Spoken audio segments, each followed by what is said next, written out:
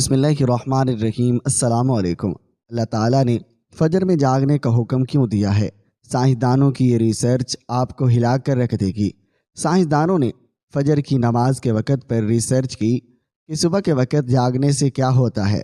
تو تحقیق میں جو معلوم ہوا سن کر آپ کبھی فجر کی نماز نہیں چھوڑیں گے۔ اور حضور نے کیوں فرمایا تھا کہ اس کی فضیلت جان لیتے تو نماز کبھی نہ چھوڑتے۔ اللہ کے حکام کو بجا لانے اور ممنوعات سے اجتناب برتنے کا نام بندگی اور عبادت ہے۔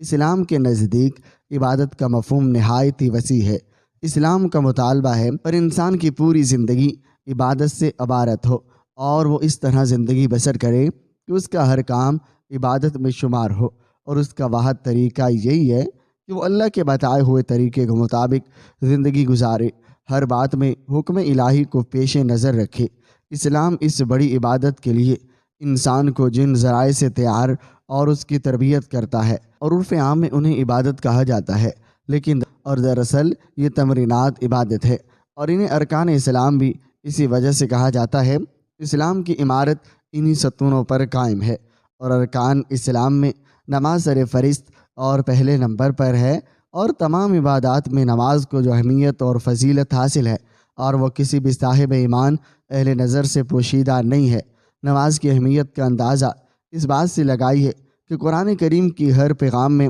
صلاۃ یعنی کہ نماز کا لفظ حرف جلی میں موجود ہے، اور ایمان کے بعد سب سے اہم رکن جس کا مطالبہ اہل اسلام سے کیا گیا ہے اور وہ نماز ہی ہے، اور نماز مسلمانوں کی دینی پہچان اور امتیازی نشان ہے، اور یہی وجہ ہے کہ قرآن و حدیث میں اس کی ادائیگی پر بہت زیادہ زور اور ترک پر وعید موجود ہے۔ اور فرمان نبوی صلی اللہ علیہ وسلم، نماز کی دین میں وہی اہمیت ہے جو انسانی جسم میں سر کی ہے، اور مومن اور کافر کے درمیان امتیاز کرنے والی چیز نماز ہے، لہٰذا جس نے اسے چھوڑا اس نے کفر کیا۔ اور اس وعید سے اندازہ لگایا جا سکتا ہے کہ اسلام میں نماز کی اہمیت کیا ہے، اور جو چیز جس قدر اہم اور ضروری ہوتی ہے اس کی بجا آوری پر اجر و ثواب بھی اسی قدر زیادہ ملتا ہے۔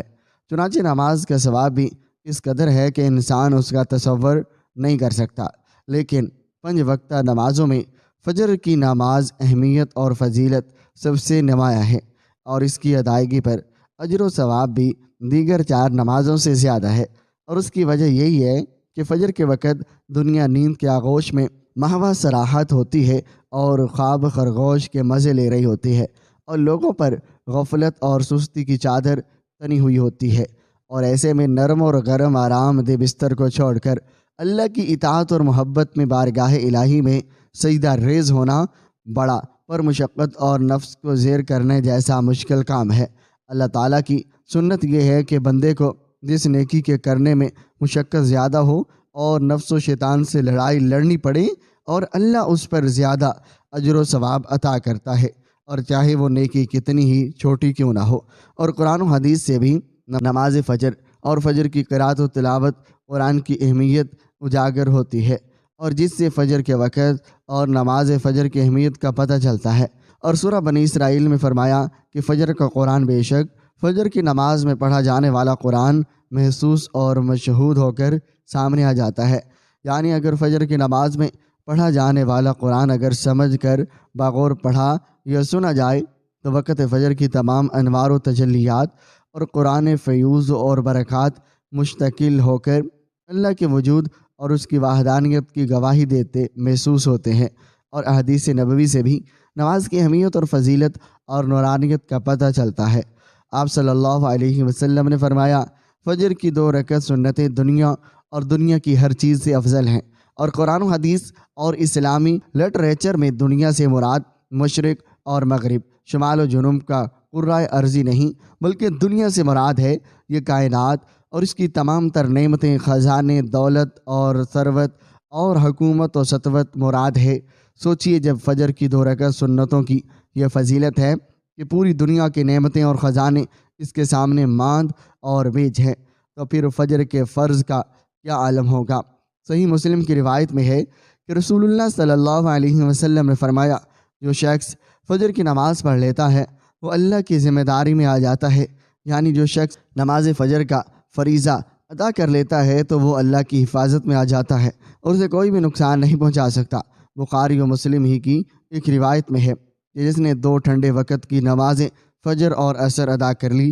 اور وہ جنت میں داخل ہوگا۔ یعنی آپ صلی اللہ علیہ وسلم نے فجر و عصر ادا کر لینے والے کو جنت کی بشارت سنائی ہے۔ اور ایک اور روایت میں ہے کہ رسول اللہ صلی اللہ علیہ وسلم نے فرمایا، جو شخص عشاء کی نماز باجماعت ادا کرے گا اور اسے آدھی رات کے قیام کا ثواب ملے گا، اور جو عشاء اور فجر کی نماز باجماعت ادا کرے گا اس کے لیے پوری رات کے قیام کا ثواب ہوگا۔ اور نماز فجر کی ادائیگی میں ہماری سستی اور غفلت اور کاہلی اور کوتاہی انتہا کو پہنچی ہوئی ہے، اور کوئی بھی موسم ہو بقیہ 4 نمازوں کے مقابلے میں فجر میں نمازی بہت کم تعداد میں ہوتے ہیں۔ اور یہی حال گھروں میں خواتین کی نماز فجر کا ہے۔ فجر ہے اور وہ اہتمام نہیں ہوتا، اور جو بقیہ 4 نمازوں کی ادائیگی میں ہوتا ہے۔ اور موسم گرما میں راتیں چھوٹی ہونے کا بہانہ، اور موسم سرما میں صبح سردی کا عذر، اور لیکن ہمارا ہر بہانہ اور عذر نماز میں کوتاہی اور غفلت کے سلسلے میں اللہ کے ہاں ناقابل قبول ہوگا۔ ہم میں سے اکثر لوگوں کو ایک شکوہ ہمیشہ رہتا ہے کہ روزی میں برکت نہیں، گھر میں برکت نہیں، اور کتنا ہی کما لیں پتہ نہیں چلتا کہاں گیا، اور ہر وقت کوئی نہ کوئی پریشانی رہتی ہے، کبھی بیماری تو کبھی کوئی اور تنگی۔ اگر ہم اس تمام بے برکتی، تنگی دستی اور بے روزگاری اور پریشانیوں کو نماز فجر کی عدم ادائیگی کے پس منظر میں دیکھیں تو معلوم ہوگا کہ یہ سب بے برکتی اسی سبب سے ہے۔ ہم نماز فجر کی ادائیگی میں حد درجہ کوتاہی، غفلت، لاپرواہی اور سستی کا شکار ہیں۔ رسول اللہ صلی اللہ علیہ وسلم کی اس حوالے سے متعدد احادیث موجود ہیں جن میں رزق کی تقسیم اور فراوانی اور برکت کو نماز فجر کی ادائیگی سے مشروط کیا گیا ہے۔ اور ایک فرمان نبوی صلی اللہ علیہ وسلم کا مفہوم ہے کہ رزق تقسیم کرنے والا فرشتہ ہر صبح فجر کے وقت بندوں کا رزق لے کر زمین پر اترتا ہے، اور لہٰذا جو دروازہ فجر کے وقت کھلا ہوتا ہے اور فرشتہ اس کا رزق دروازے پر رکھ کر چلا جاتا ہے، اور جو دروازہ فجر کے وقت بند ہوتا ہے فرشتہ اس کا رزق واپس لے کر چلا جاتا ہے۔ اور اس فرمان نبوی صلی اللہ علیہ وسلم کی فجر کے وقت دروازہ کھلا ہونے کا مطلب یہ ہے کہ جس گھر کے افراد صبح فجر کے وقت بیدار ہو کر نماز فجر ادا کرتے ہیں اور انہیں ان کا رزق عطا کر دیا جاتا ہے، اور دروازہ بند ہونے سے مراد یہ ہے کہ جس گھر کے رہنے والے صبح فجر کے وقت سوتے رہتے ہیں اور نماز فجر کی ادائیگی میں غفلت کوتاہی کے مرتکب ہوتے ہیں، اور انہیں ان کے رزق سے محروم رکھا جاتا ہے۔ اور ہم میں سے اکثر نماز فجر خصوصاً وہ دیگر نمازوں کو عموماً چھوڑ کر اپنے گھروں میں خیر و برکت کے لیے قرآن خوانی، میلاد کی محافل کے انعقاد، لوح قرآنی کے تعویذ آویزاں کرنے جیسے نیک کاموں کی طرف متوجہ ہوتے ہیں، اور اس سے تو انکار نہیں، اور بلا شبہ ان تمام کارہائے خیر میں برکت کا عنصر موجود ہوتا ہے۔ لیکن قرآن خوانی محافل میں لوح قرآنی کے نقش گھر میں آویزاں کرنے سے خیر و برکت کا ہونا نماز کی ادائیگی سے مشروط ہے، اور ہر خیر و برکت کے سوتے نماز سے پھوٹتے ہیں۔ اللہ کی تمام نعمتیں، برکتوں اور رزق کے دریا نماز کی ادائیگی سے ہی بہتے ہیں۔ اور اس کے ساتھ ہی یہ امر بھی اہم ہے کہ فجر کے علاوہ بقیہ 4 نمازوں میں بھی خیر و برکت نماز فجر کی ادائیگی سے ہی مشروط ہے۔ اس لیے خیر و برکت کا آغاز نماز فجر کی ادائیگی سے ہی ہوتا ہے۔ یاد رکھیے، نماز فجر کی کوتاہی اور غفلت اور نماز نہ پڑھنے گھر کی نحوست کی علامت کا آغاز ہے۔ رسول اللہ صلی اللہ علیہ وسلم نے ایسے مسلمان کو خبیث اور منافق قرار دیا، اور آپ علیہ الصلوۃ والسلام نے فرمایا، ایسے شخص کو میرا دل چاہتا ہے کہ آگ لگا کر جلا دوں۔ ناظرین، کبھی آپ کے ذہن میں یہ سوال آیا کہ اللہ نے ہمیں فجر کے وقت جاگنے کا حکم کیوں دیا ہے؟ اور کیا فجر کا وقت صرف نماز پڑھنے کا وقت ہوتا ہے؟ اور کیا اس وقت کے پیچھے ایک راز پوشیدہ ہے؟ اور وہ راز کیا ہے؟ اس راز کو جاننے سے پہلے ضروری ہے کہ ہم نماز کے بارے میں جانیں، اور جو ہم پر دن میں 5 مرتبہ پڑھنا فرض کی گئی ہے، اور یہ 5 نمازوں کس طرح فرض ہوئی، اور اس کے پیچھے بھی ایک شاندار وجہ ہے۔ اور جس وجہ کا مظاہرہ سفر معراج اس وقت ہوا جب محمد صلی اللہ علیہ وسلم اللہ سے ملاقات کے لیے وقت کے انتہائی مختصر حصے میں 7ویں آسمان سے بھی آگے تشریف لے گئے تھے۔ اور اس رات اللہ رب العالمین نے ایک خاص پس منظر میں اپنے حبیب رحمت دو عالم صلی اللہ علیہ وسلم کو آسمان پر بلایا اور اپنے خصوصی انعامات سے نوازا۔ اور اس مبارک سفر میں اللہ رب العالمین نے اپنے قرب خاص سے نوازا۔ انبیاء کرام سے ملاقاتیں کروائی اور جنت و جہنم کا مشاہدہ کروایا اور نیکیوں کے اجر و ثواب اور بروں کے انجام و عذاب کا نظارہ کروایا، اور اس عظیم سفر میں بہت سے انعامات سے نوازا گیا، اور جن میں ایک خاص انعام امت کے لیے نماز کا تحفہ بھی ہے، اور قیامت تک کے لیے انسانوں کو اپنے معبود اور خالق سے قریب تر کرنے کا عظیم تحفہ اور عبادت یعنی کہ نماز اس سفر میں ادا کی گئی ہے۔ اور معراج کی رات جب آپ صلی اللہ علیہ وسلم کو 50 نمازوں کا حکم دیا تو حضرت موسیٰ علیہ السلام کہنے لگے، آپ نے اللہ سے 50 نمازوں میں نرمی کی درخواست کی، اور ایسا کئی بار ہوا، اور یہاں تک کہ اللہ نے امت محمدیہ کے لیے دن میں 5 نمازوں کا حکم دیا، اور جس کے بعد بھی پھر حضرت موسیٰ علیہ السلام نے آپ علیہ السلام کو 5 نمازوں میں کمی کے لیے اللہ کے پاس ایک بار پھر جانے کی صلاح دی، لیکن تب آپ صلی اللہ علیہ وسلم نے فرمایا، میں نے اپنے رب سے کئی مرتبہ درخواست کر لی ہے، اور یہاں تک کہ اب مجھے حیا آ گئی ہے، اور اب میں راضی ہوں اور اس حکم کو ہر طرح سے تسلیم کرتا ہوں، اور ہر نماز پڑھنا ضروری ہے، اور یقیناً آپ کے لیے بھی نمازوں میں سب سے زیادہ مشکل نماز فجر کی نماز ہوگی،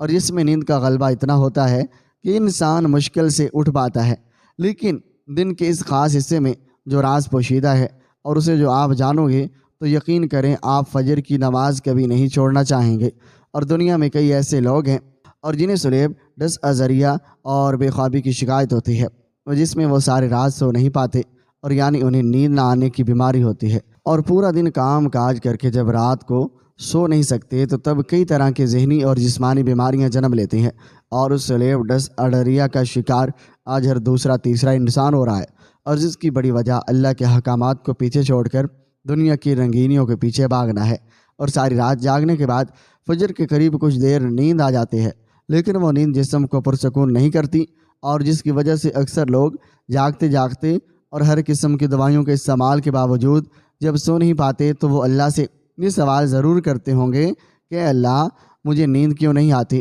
اور آخر کیا وجہ ہے۔ اور بہت کم لوگ ہوتے ہیں جو اس کیفیت میں اپنے اندر پیدا ہونے والی اس آواز کو سن پاتے ہیں، اور جس میں ان سے کہا جاتا ہے کہ بستر سے نکلو اور نماز پڑھو، اللہ کا ذکر کرو، اور یقین کریں جو لوگ اس آواز کو سن پاتے ہیں اور اس پر عمل کرتے ہیں انہیں تاحیات اور انہیں کبھی بھی اس بیماری کی شکایت نہیں ہوگی۔ اور اس حوالے سے ایک صوفی نظم ہے، اور جسے ایک امریکی مصنف یعنی کتاب کے لکھنے والے نے ترجمہ کیا ہے، جس کا عنوان ہے کہ یعنی دوبارہ مت سو جانا۔ صبح کی ٹھنڈی ہوائیں ایک رات لاتی ہیں تمہارے لیے دوبارہ مت سو جانا، اور خود سے پوچھو کہ تم کیا چاہتے ہو، دوبارہ مت سو جانا۔ لوگ دروازے کی چوکھٹ سے آ جا رہے ہیں اور جہاں سے 2 دعائیں ملتی ہیں، اور وہ دروازہ گول اور کھلا ہے، اور دوبارہ مت سو جانا۔ اور اس نظم میں بیان کردہ دروازہ ہماری دنیا اور اس دوسری دنیا کا ہے جہاں سے فرشتے ہر صبح اور شام کو اترتے ہیں، اور جن کا ذکر اس حدیث پاک میں ملتا ہے، اور جس میں آپ صلی اللہ علیہ وسلم نے فرمایا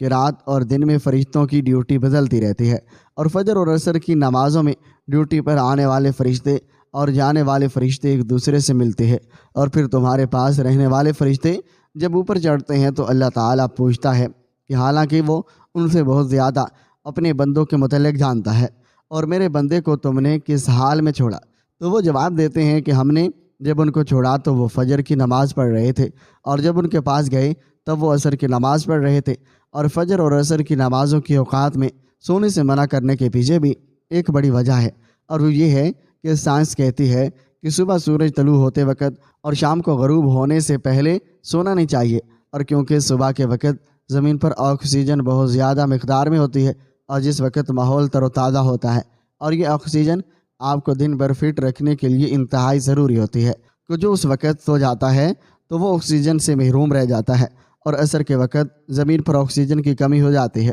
تو اگر کوئی سو جاتا ہے اور اس کو آکسیجن کی کم مقدار ہی مل پاتی ہے، جس کی وجہ سے جب وہ جاگتا ہے تو اس کے سر میں درد اور طبیعت بوجھل ہو جاتے ہیں، اور یہی بڑی وجہ ہے کہ دین اسلام میں ان 2 اوقات میں سونے سے منع فرمایا گیا ہے، اور رسول اللہ صلی اللہ علیہ وسلم نے فرمایا کہ طلوع شمس سے پہلے اور غروب شمس سے پہلے نماز ادا کرنے والا جہنم میں ہرگز داخل نہیں ہوگا۔ اور نماز فجر کے بارے میں ایسے بے شمار فضائل اور بھی ہیں جن کو ہم نہیں جان سکتے، اگر انسان ان کو جان لے تو کبھی کوتاہی نہ کرے۔ اور رسول کریم صلی اللہ علیہ وسلم کا فرمان ہے، اگر وہ لوگ عشاء اور فجر کی فضیلت کے بارے میں جان لیں تو وہ ضرور اور ان نمازوں میں حاضر ہوتے جائیں اور ان کو خود کو گھسیٹتے ہوئے ہی آنا پڑے۔ آپ خود اندازہ کیجئے، اور ایک طرف ان دونوں نمازوں کی اتنی فضیلت اور اہمیت ہے، اور دوسری طرف ان کی ادائیگی میں کتنی سستی اور لاپرواہی بڑھتی جاتی ہے۔ اللہ تعالیٰ ہم سب کو 5 وقت کی نماز پڑھنے کی توفیق عطا فرمائے اور ہمارا خاتمہ بالخیر فرمائے، آمین۔ ناظرین، کمنٹ باکس میں